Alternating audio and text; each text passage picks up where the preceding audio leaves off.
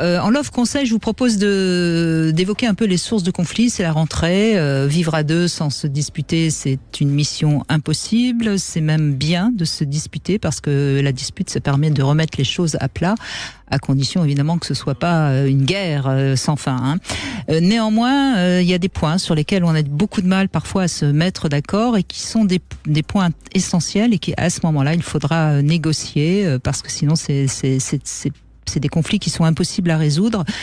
Donc je vais vous passer en revue ces 6 points qui nécessitent une négociation si c'est source de conflit.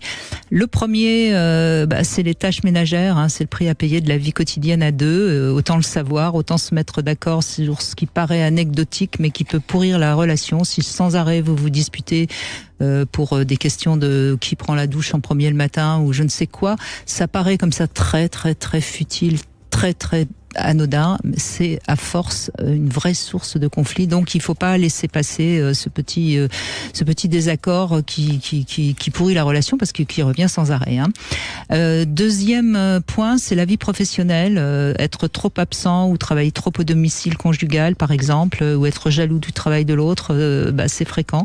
C'est important également de négocier s'il y a des conflits qui viennent trop souvent par rapport aux rivalités professionnelles.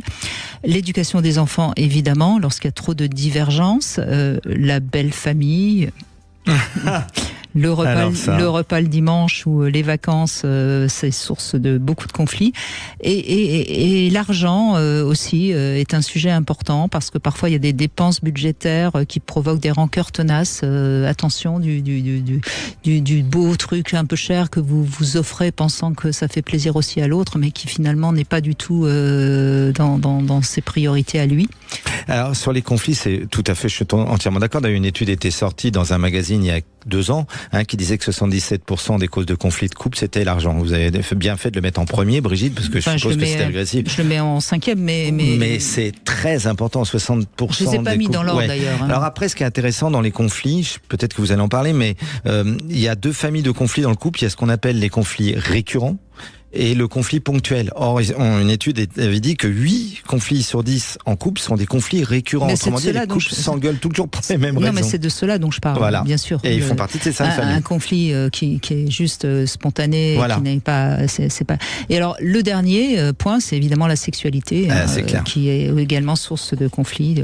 Voilà. Donc, si faites un petit bilan là, c'est la rentrée de votre couple aussi. Faites un petit bilan s'il y a des conflits répétitifs sur un sujet. Il est plus que temps de communiquer réellement. Et on peut évidemment en parler aussi ensemble à l'antenne.